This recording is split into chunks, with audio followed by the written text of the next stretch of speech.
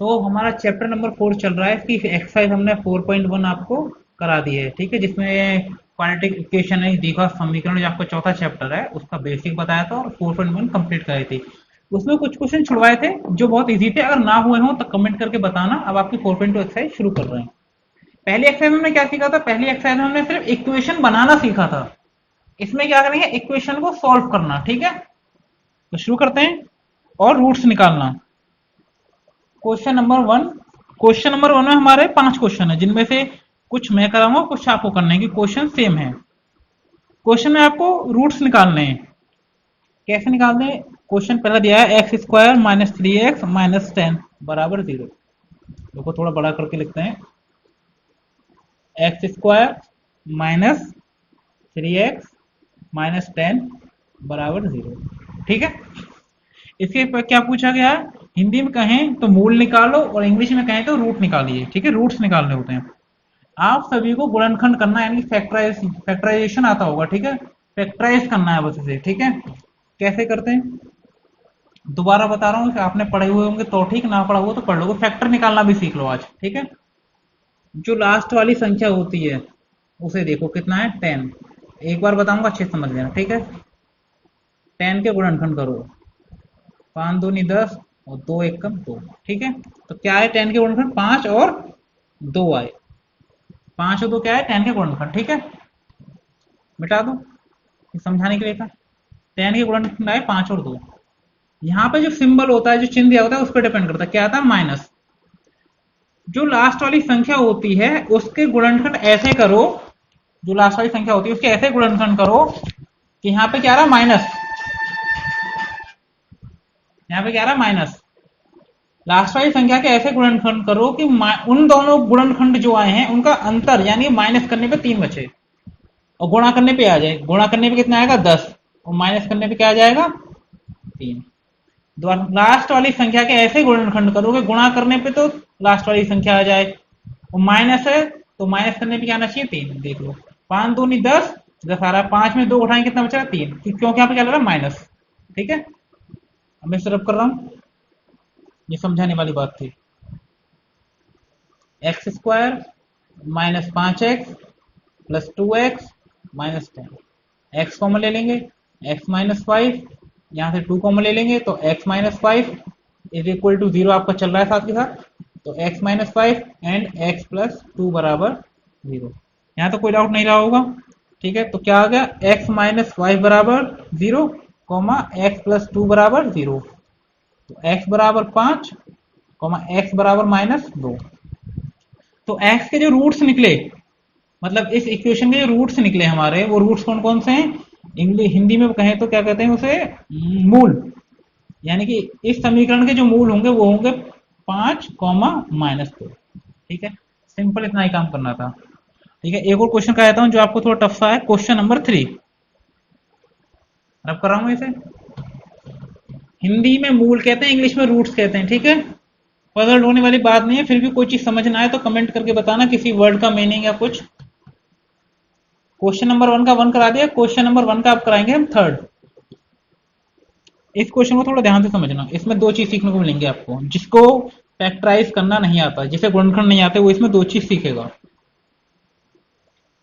मैं समझाने के लिए आपके सामने एक पहला वाला क्वेश्चन रख लेता हूं, ठीक है। क्या अंतर क्या है क्वेश्चन में?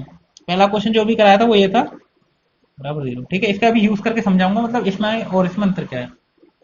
करने इसमें फैक्टर है, इसमें क्या है? यहाँ पे 10 दिया है तो 10 का तो सीधा हो गया, 5 दूनी 10 और 5 में से 2 गए, 3 बच रहा था, ठीक है। इस पे आ जाओ। इस वाली संख्या के ऐसे फैक्टर करने होते हैं, अभी समझा रहा हूं, अभी डेफिनेशन गलत भी होगी थोड़ी सी। इस वाली संख्या के ऐसे फैक्टर करने होते हैं, अभी यहाँ पे चिन्ह क्या आ रहा है? प्लस का, पहले क्या था? माइनस का, कि जोड़ने पर 7 आ जाए, ठीक है। ये हमारा है, कुछ मत करो। ये वाली और पहली वाली जो है, क्या √2 जुड़ रहा है, उसका गुणा कर लो, 5√2। और इस पहली वाली में क्या आ रहा है? √2 आ रहा है, √2 की गुणा कर लिया तो कितना हो गया? 5 गुणा 2, तो ये कितना हो गया? 10, ठीक है। कोई डाउट नहीं रहा होगा। यहाँ भी 10 आ रहा है, यानी कि ये जो होती है हमारी समीकरण ax square plus B X plus C बराबर 0 में क्या करते हैं? a और c की गुणा कर लेते हैं। तो क्या हो गया? a गुणा c, और अंतर क्या होना चाहिए? a माइनस सी बराबर क्या होना चाहिए? b। ठीक है, समझ लो इस बात को। भाई गुणा करी ए और सी की, यानी कि ए सी कितना ये और ए कितना ये, इसकी गुणा करी क्या आया, 5 दूनी 10, 10 आ गया। अब इनका अंतर क्या होना चाहिए, बी। लेकिन अंतर की बात कब करेंगे, जब यहाँ पर माइनस होगा। यहाँ पर क्या दिया गया, प्लस। ऑब्लिक क्या होता है, ए प्लस सी बराबर बी। कोई डाउट नहीं होना चाहिए। यहाँ पे क्या दिया है, प्लस। तो प्लस के लिए क्या करें, प्लस पे क्या करेंगे कि इन दोनों का योग कितना होना चाहिए, 7। तो 5 और 2 कितना हो गए, 7। ठीक है, जब माइनस हो तो माइनस देखते हैं कि दोनों का अंतर होना चाहिए। जब यहाँ पर संख्या में क्या दिया गया हो, माइनस, तब क्या होना चाहिए, अंतर। और यहाँ पे दिया हो प्लस, तो तब क्या होना चाहिए, प्लस। ठीक है, मैं क्वेश्चन को आगे बढ़ाता हूं।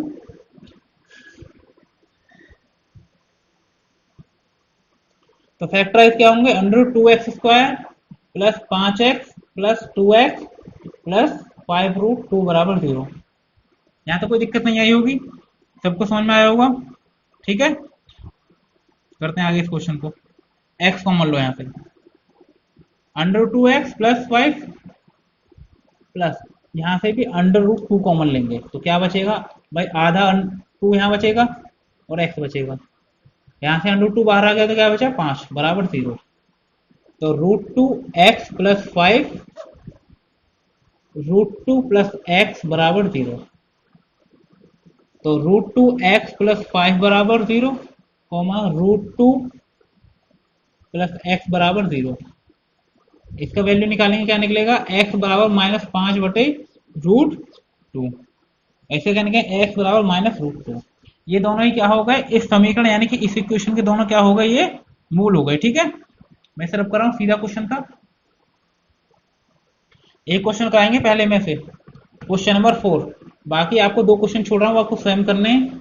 अगर किसी वजह से नहीं होते तो कमेंट करके बता देना। टेलीग्राम ग्रुप भी ज्वाइन कर लो, डिस्क्रिप्शन में लिंक दिया उसका। ठीक है, डिस्क्रिप्शन में जाइए, वहां से ज्वाइन कर लीजिए।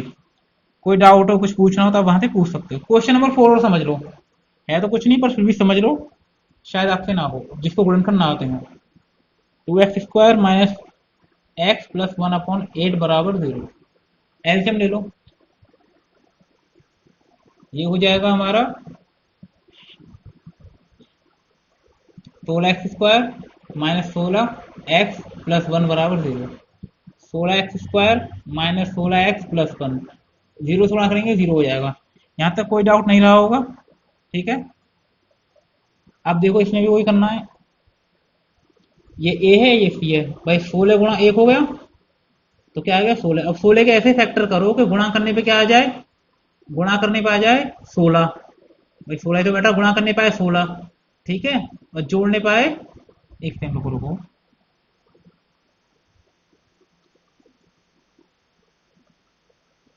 यहाँ 8 आएगा भाई, ये गलत हो गया, 8 आएगा, इसे ठीक करना। ठीक है, हाँ, नीचे 1 1 लेंगे ना, गुड गुड, हाँ 1। ठीक है, तो 16x²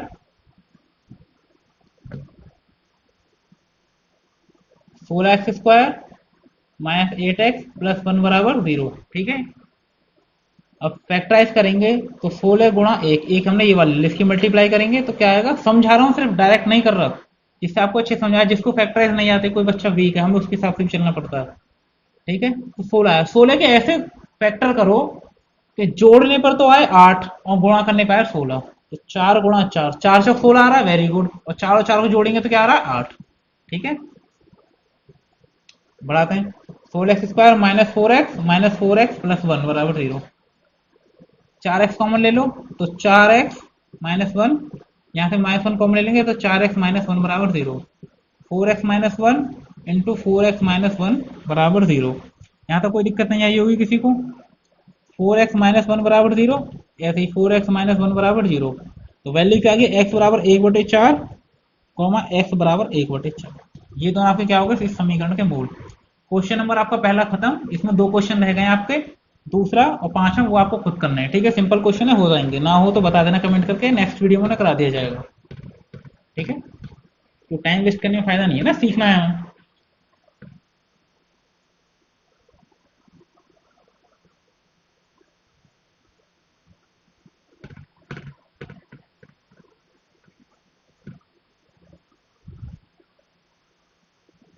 क्वेश्चन नंबर, प्रश्न नंबर 2। क्वेश्चन नंबर 2 में दिया गया है, 2 समीकरण दी गई हैं। और उन्हें हल करना है। ठीक है, इसमें कहा गया उदाहरण एक, यानी कि आपके जो बुक में एग्जाम्पल नंबर 1 है उसमें दो इक्वेशन दी गई हैं, उन्हें सॉल्व करना है। ठीक है, कर लेते हैं, कोई दिक्कत नहीं। पहले इक्वेशन क्या है, x square minus 45x plus 324 बराबर 0। ठीक है, इसे सॉल्व करते हैं। इसमें दो इक्वेशन दी गई हैं, दोनों को सॉल्व करना है। ठीक है, और उससे ज्यादा कुछ नहीं करना। करते हैं। अब बात है इसे कैसे निकालेंगे, सीधा सिंपल तरीका है। प्लस आ रहा है, जोड़ने पे तो आ जाए 45 और गुणा करने पे क्या आ जाए 324। तो 324 क्या कर दो फैक्टर। किस किस से आ रहा है, 3 से आ रहा है, 3 से आ रहा है। 3 एकम 3, 3 अट्ठे 24। ठीक है, 3 छिंग 18, 3 दूनी 6, 2 एकम। ठीक है, एक बार चेक कर लेते हैं। 108 आएगा, यहाँ गलत हो गया फैक्टराइज, ना जाने की जरूरत रहेगी ना। हाँ अब ठीक है, 3 3 9, 3 छिंग 18। ठीक है, और 6 एकम 6, 6 छिंग 36, 6 एकम 6। ठीक है, तो क्या बन गया हमारा, 9 और 6 का बन गया। ठीक है, 9 और 36 का, 9 और 36 कितने हो गए, 9 प्लस 36 हो गए हमारे 45 और गुणा करने पे 324। तो फैक्टर बना हमारा 9 और 36 का।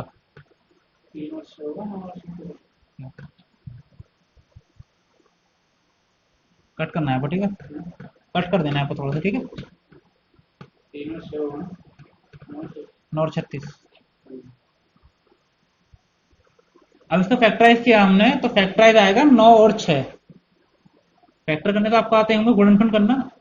जोड़ने पे आना चाहिए 45, तो 36x माइनस 9x और प्लस 324, और गुणा करने पे आना चाहिए 324। ठीक है, x कॉमन लेंगे, x माइनस 36 माइनस 9 कॉमन, तो x माइनस 36 बराबर 0। तो x minus 36 and x minus 9 बराबर 0। तो क्या आ गया, x बराबर 36 और कॉमा x बराबर 9। ठीक है, ये आपका जो उदाहरण दिया था तो सॉल्व करने के लिए कहा था। तो इसमें कहते हैं अतः जॉन और जीवंती के पास आरंभ में 36 और 9 कंचे थे। ठीक है, उसमें कंचों की बात की गई। उदाहरण नंबर 2 आप पढ़ना उसे। ठीक है, ना ये समझ में तो बताना। मैं रब कर रहा हूं इसे।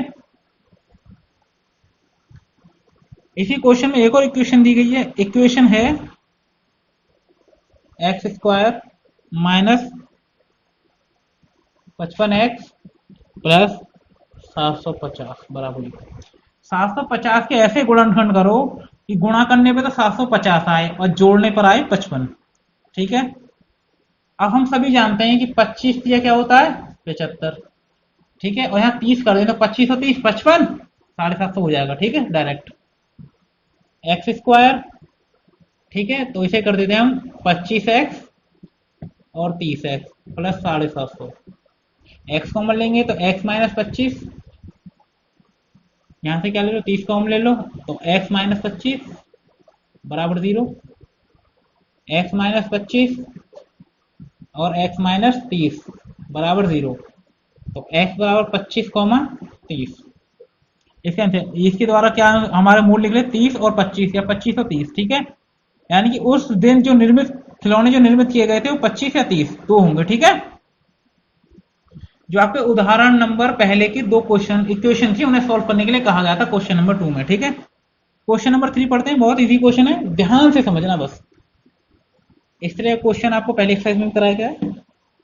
क्वेश्चन नंबर 3 में कहा गया ऐसी दो संख्याएं ज्ञात कीजिए जिनका योग 27 और गुणनफल 182 है। ठीक है,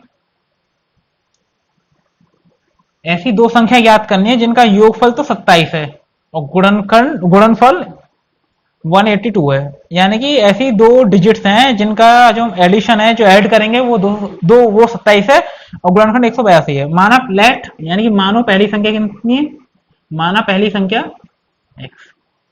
ठीक है, दूसरी संख्या क्या होगी,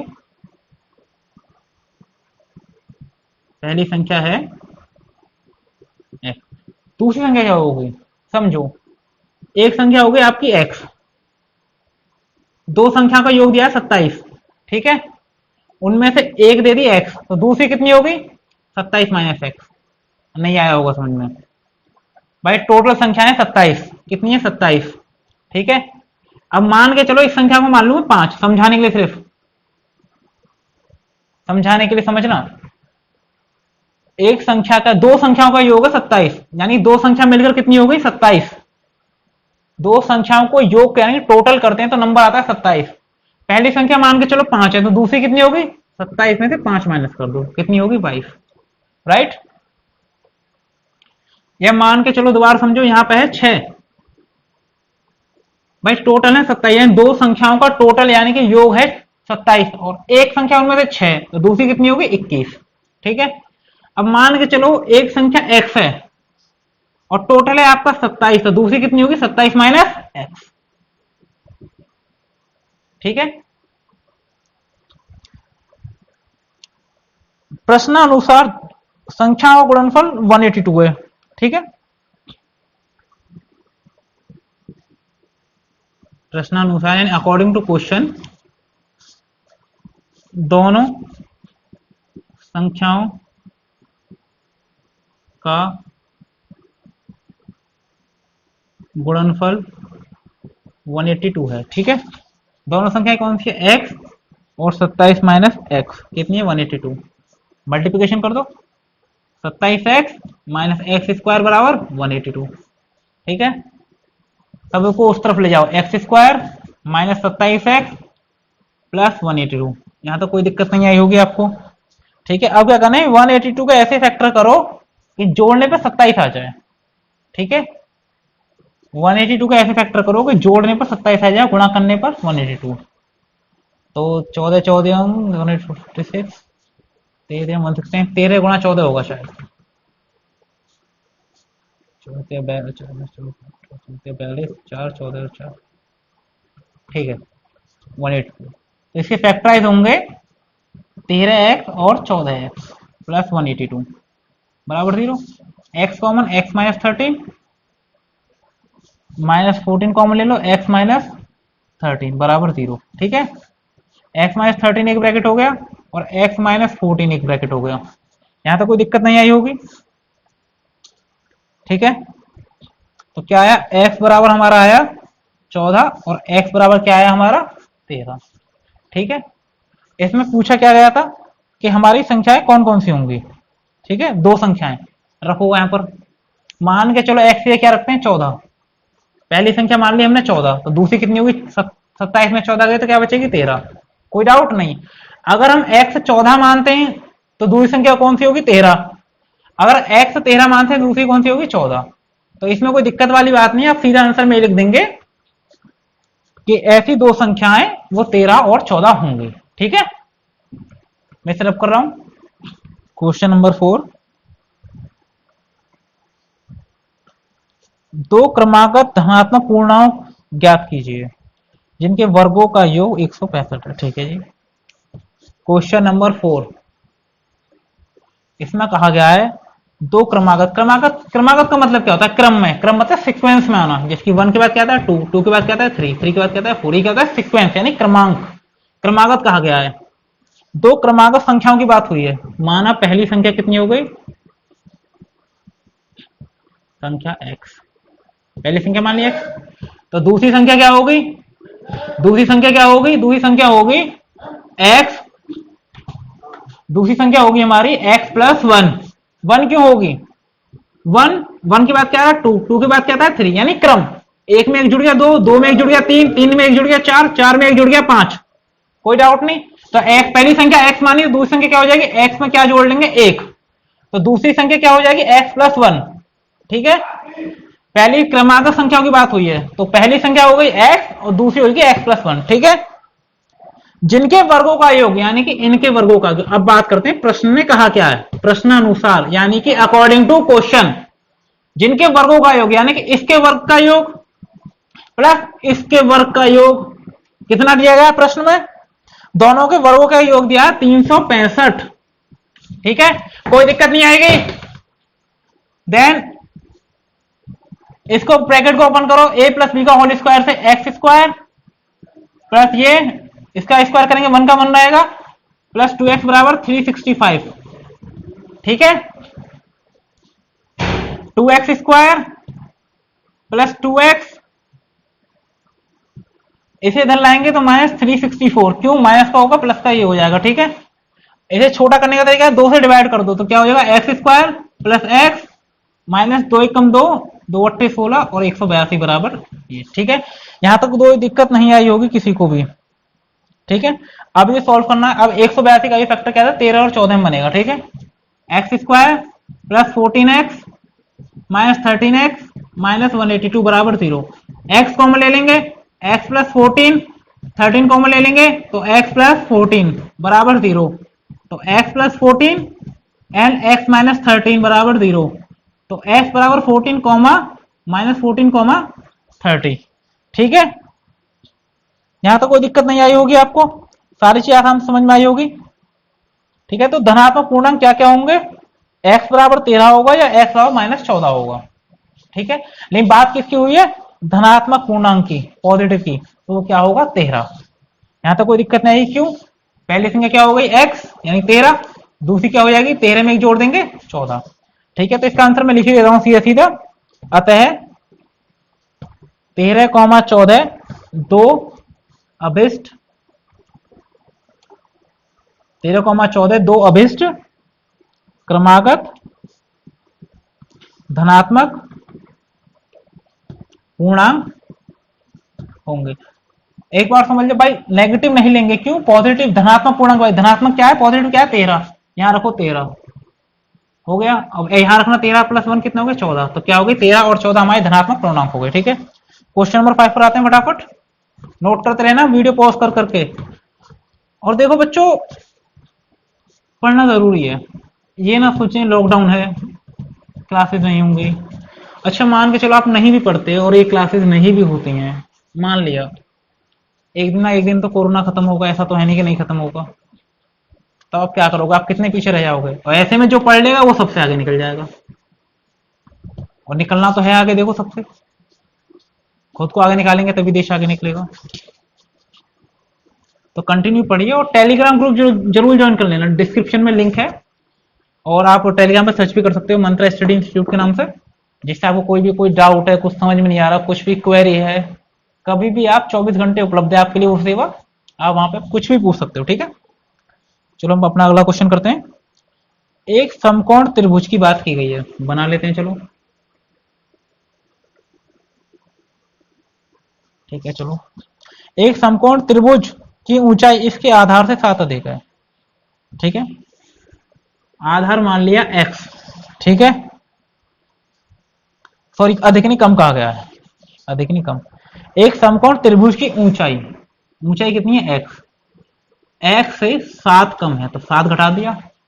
प्रैक्टिकल लाइफ से समझाता हूं, चलो छोटा सा डायग्राम से समझाने के लिए। मान के चलो ये कितनी है 12 है, ठीक है। यानी कि इसकी जो ऊंचाई है, इस त्रिभुज की जो ऊंचाई है वो आधार से 7 कम है। तो आधार कितना है 12, आधार में 7 कम है, आधार में 7 घटा दो, वही तो बात हुई। आधार यानी कि x आधार से 7 कम है, तो 7 कम कर दिया, ठीक है। कोई डाउट नहीं बचा होगा यहां तक, समझाने के लिए था सिर्फ एक।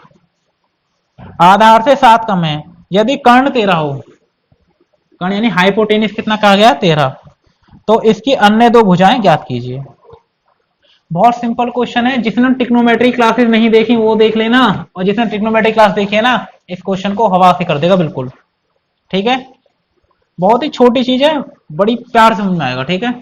लिख लेते हैं आधार, आधार मतलब बेस दिया गया है बच्चों, बेस क्या है x, लंब, ठीक है, लंब कह लो या फिर इसे कह दो आप ऊंचाई कह दो, तो प्रश्न में ऊंचाई की बात की गई है।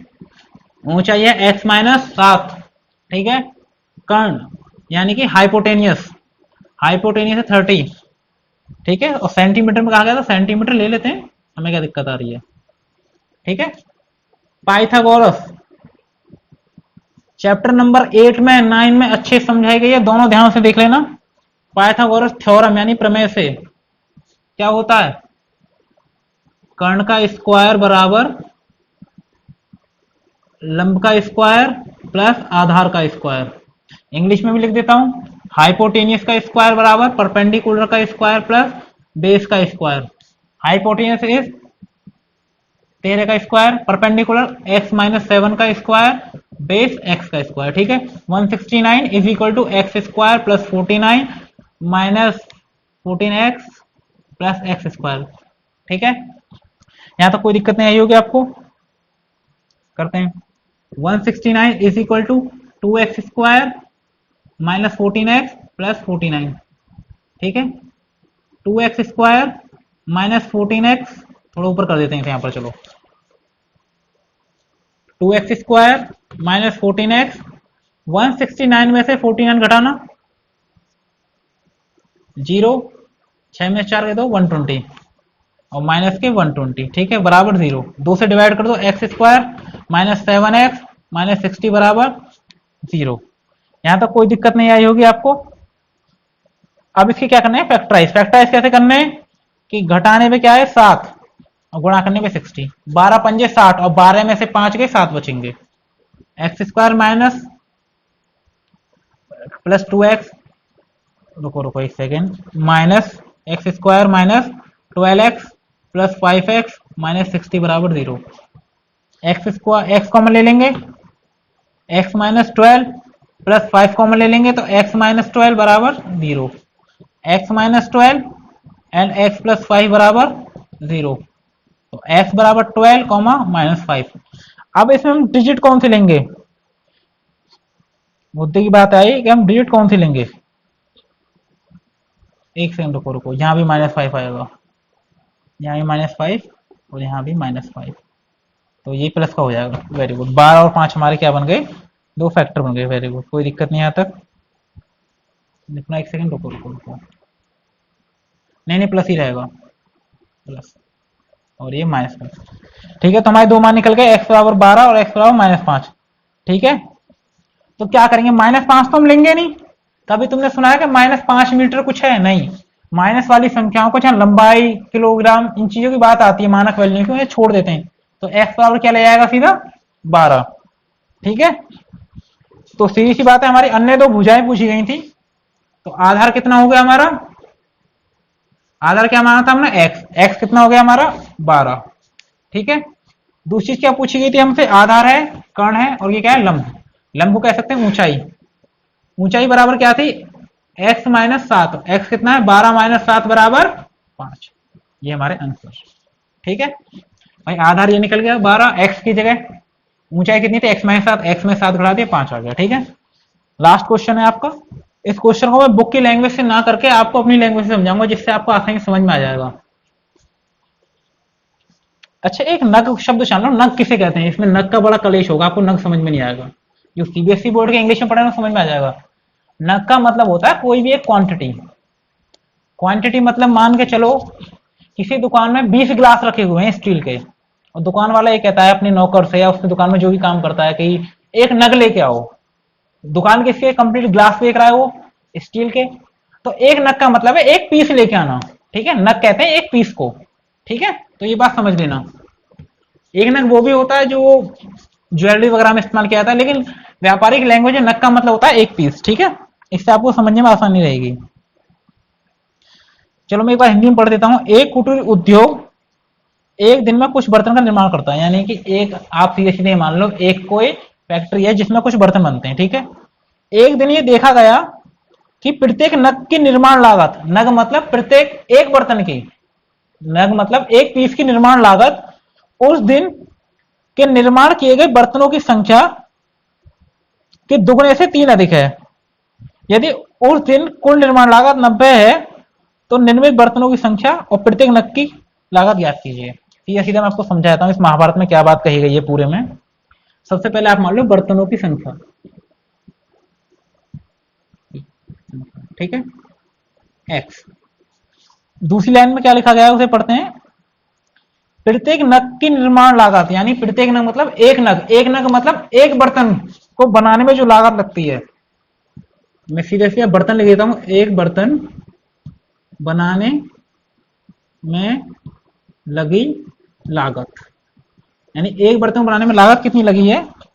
उस दिन निर्माण किए गए बर्तन, बर्तनों की कितनी संख्या है, बर्तन कितनी संख्या है x, निर्माण किए गए बर्तन, बर्तन कितने निर्माण किए गए x, निर्माण किए गए बर्तनों की संख्या के दुगने, बर्तनों की संख्या के दुगने से 3 अधिक है।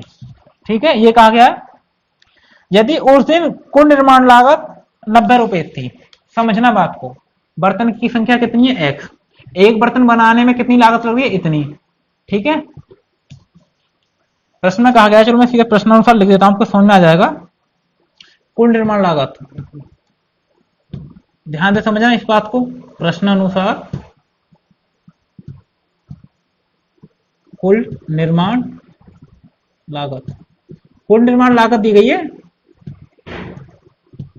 कुल निर्माण लागत दी गई है 90 रुपए।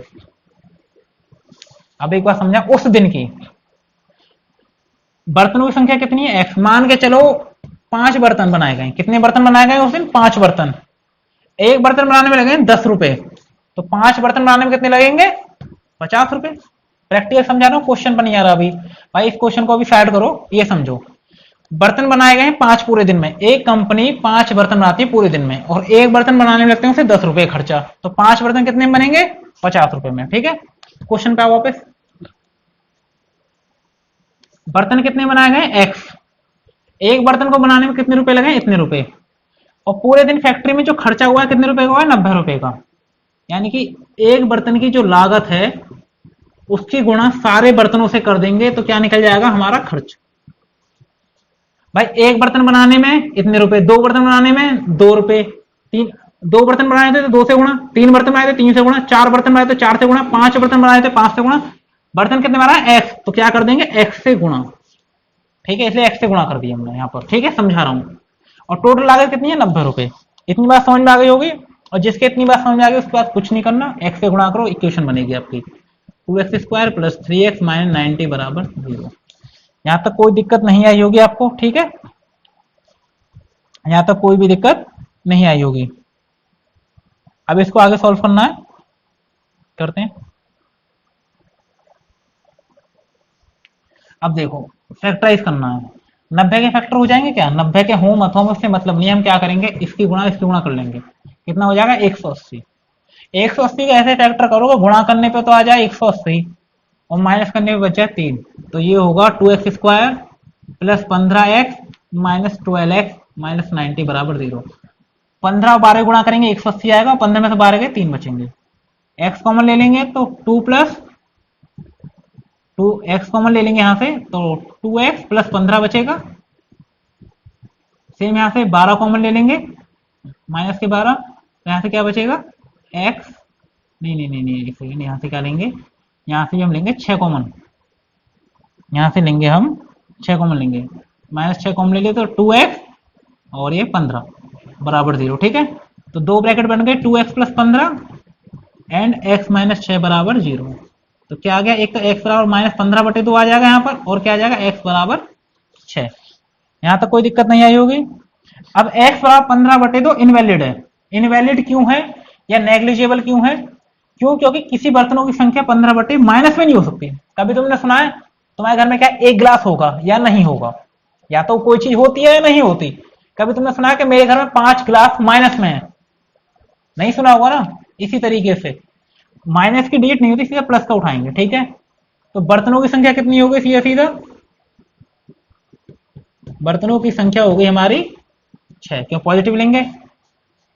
ठीक है, और पूछा क्या गया है, बर्तनों की संख्या पूछी गई है, और प्रत्येक नग की लागत, एक बर्तन यानी कि एक बर्तन बनाने में लगी लागत, एक बर्तन या प्रत्येक नग कह लो, प्रत्येक लिख लेते हैं, प्रत्येक नग मतलब प्रत्येक पीस, प्रत्येक नग, नग ही लिखूंगा मैं क्योंकि नग की परिभाषा बता चुका हूं, प्रत्येक नग बनाने में लगी लागत, एक्स की जगह यहां पुट करो 6 को, 2 × 6 + 3, 6 2 12 3 15, तो बराबर कितने हो गए 15 रुपए। यानी कि एक नग मतलब एक बर्तन बनाने 15 रुपए का खर्चा आ रहा है। ठीक है, इस तरीके से हम कर देंगे बराबर 15 रुपए। तो इस तरीके से आपकी एक्सरसाइज पूरी कंप्लीट हो गई 4.2। ठीक है, देखो रेगुलर पढ़ो, वीडियो थोड़ी लेट हो गई, इसके कारण कहते हैं हमारे लाइट वेट खराब हो गई थी, आंधी आई थी, बारिश आई थी, उस वजह से। बाकी वीडियो लेट नहीं होंगी, आपको रेगुलर क्लासेस मिलेंगी सभी चीजों की, पॉलिटेक्निक की भी सारी चीजों की। आप रेगुलर पढ़ते रहिए, कोई डाउट हो, कुछ भी प्रॉब्लम हो, इवन आपके पास बुक्स नहीं है, कुछ भी प्रॉब्लम हो, कैसी प्रॉब्लम आप हमसे कहिए। और एक मैं बहुत बड़ी चीज देख रहा हूँ यूट्यूब चैनल पर आजकल, कि कुछ लोग फीस पे कर रहे हैं, मतलब फीस ले रहे हैं, कुछ इंस्टीट्यूट जो हमारे फीस की डिमांड कर रहे हैं ऐसे टाइम में जब लोगों के पास पैसे नहीं है। आप छोटे छोटे बच्चे हो, 10th में पढ़ रहे हो, और सभी की इकोनॉमिक कंडीशन इतनी अच्छी नहीं है कि सब फीस पे कर पाए।